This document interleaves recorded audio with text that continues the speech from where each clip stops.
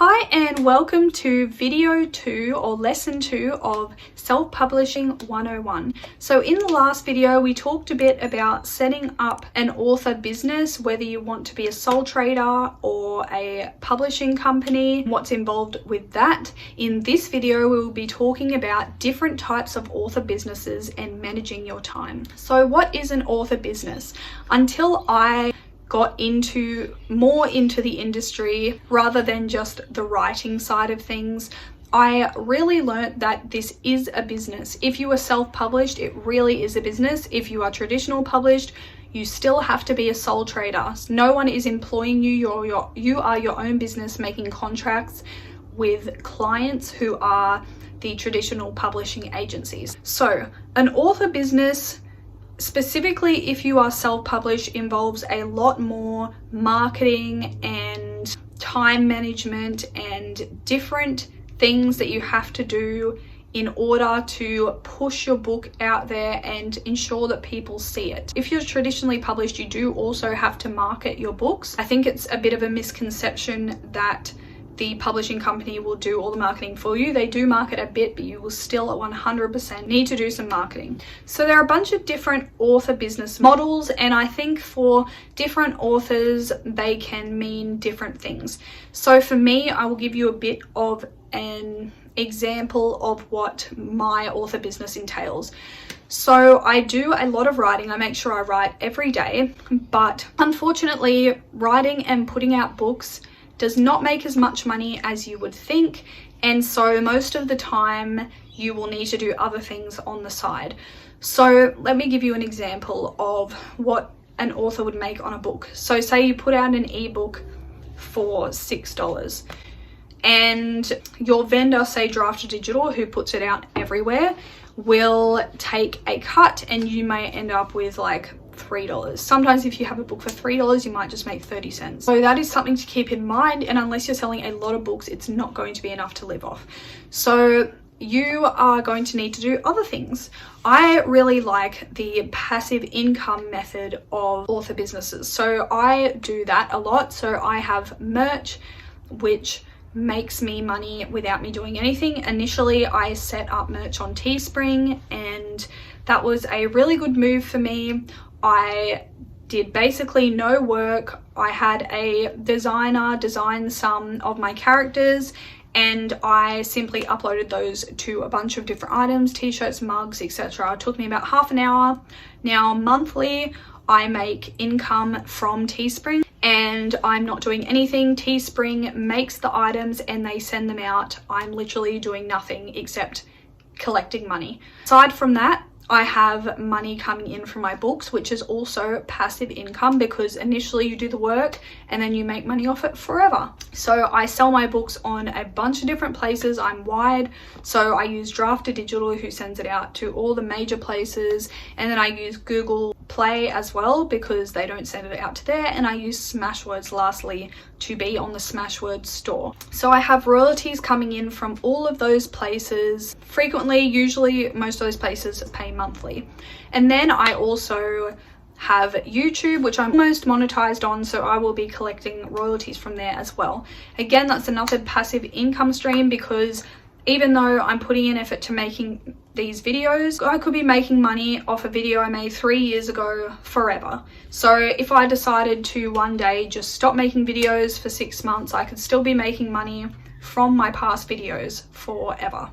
Another affiliate income example is Canva. Everyone uses Canva, and why not talk about it if you use it? If someone uses your affiliate link, you can collect some money. At first it may not seem like a lot, but it does build up. When I first started all of my affiliate and passive income streams, they were generating basically no money. I'd get $1 here, $1 there, and now it's at the point where I'm making about $70 a month from various different places.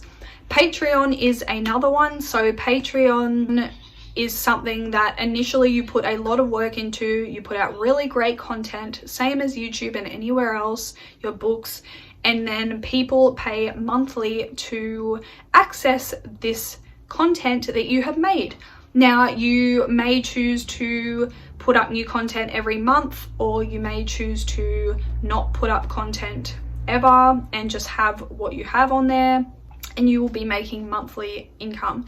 And this is a really, really good way to make passive income. So that is what I do personally, and I make sure I write every day, so at least that way I can know that a book is going to come out sometime in the future.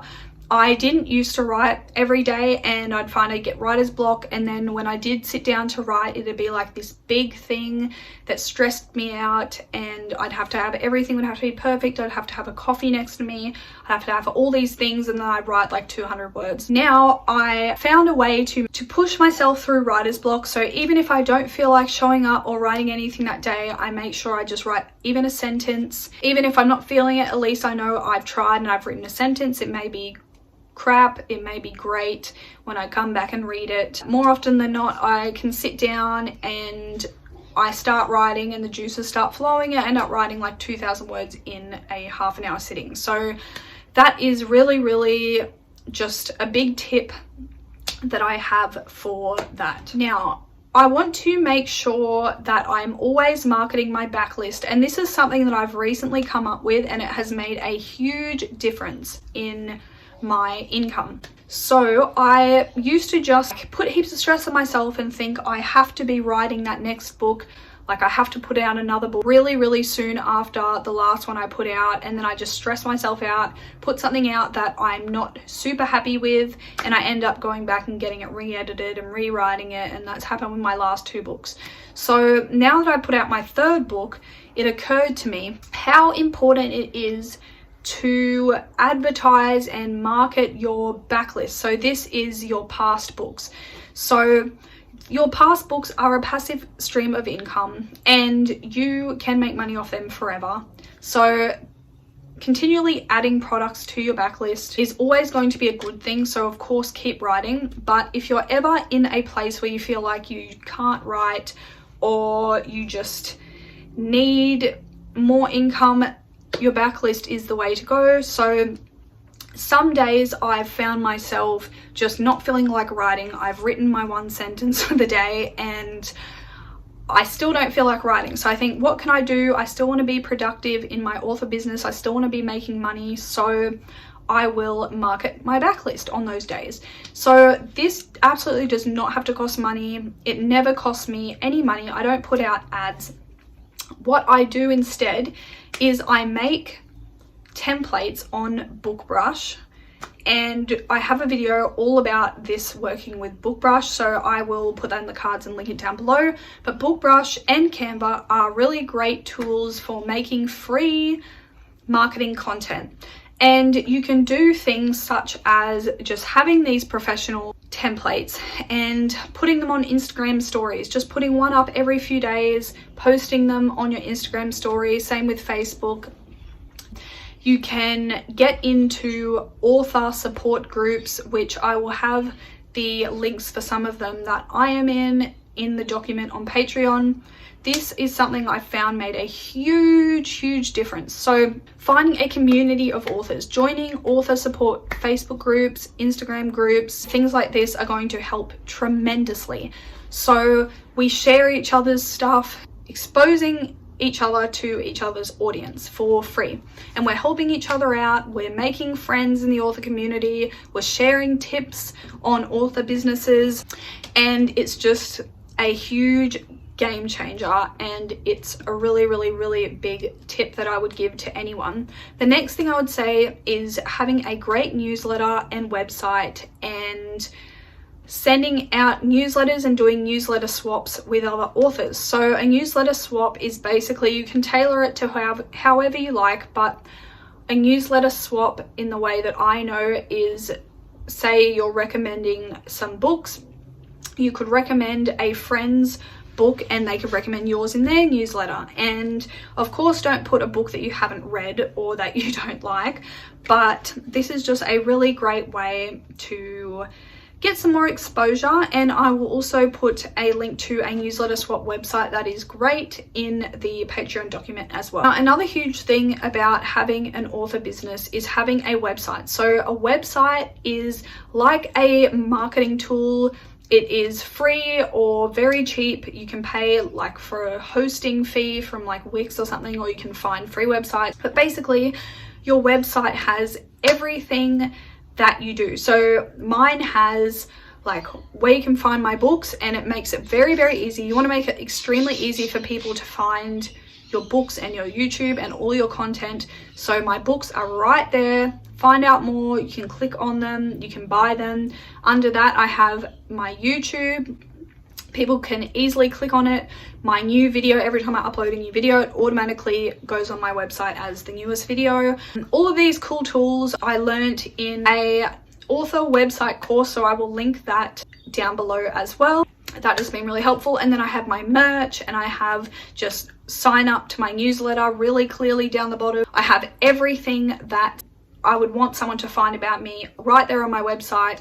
So share your website and people can find everything about you that you need them to. This makes it really easy for them to buy your books and for you to make money. And it is a great free marketing tool. I suggest every author have a website and a newsletter, because a newsletter is just such a great place to share with readers who like you all of the new updates about your books coming out, get them excited, share about your merch, show pictures of other people wearing your merch.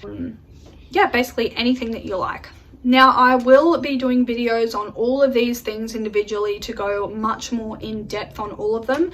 But right now I want to talk about time management. So managing your time with an author business is crucial. So when I started, I was always getting flustered and annoyed because I felt like as much as I worked, I could not find time to fit everything in. And that was before I had kids. So now that I do have kids, it is even more crucial for me to get as much done as I can in a very small time frame.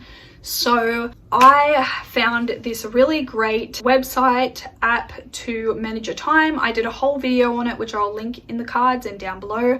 But other ways that I have strategized to do things is I just find that it makes you a lot more motivated to get stuff done when you don't have time.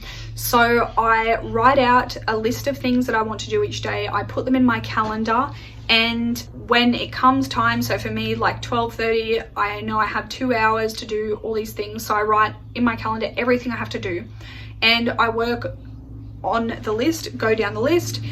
Anything that I don't get done that day, I move to the next day. So it's so important to be organized, because if you don't write down the things you need to get done, they're just floating around your head. You forget things, and then you think you have more time, or you run out of time spending more time than you should on one project when you could be working on 2 projects at the same time, for example. I'm a very big multitasker, and yeah, it's all about being organized and knowing how to split your time.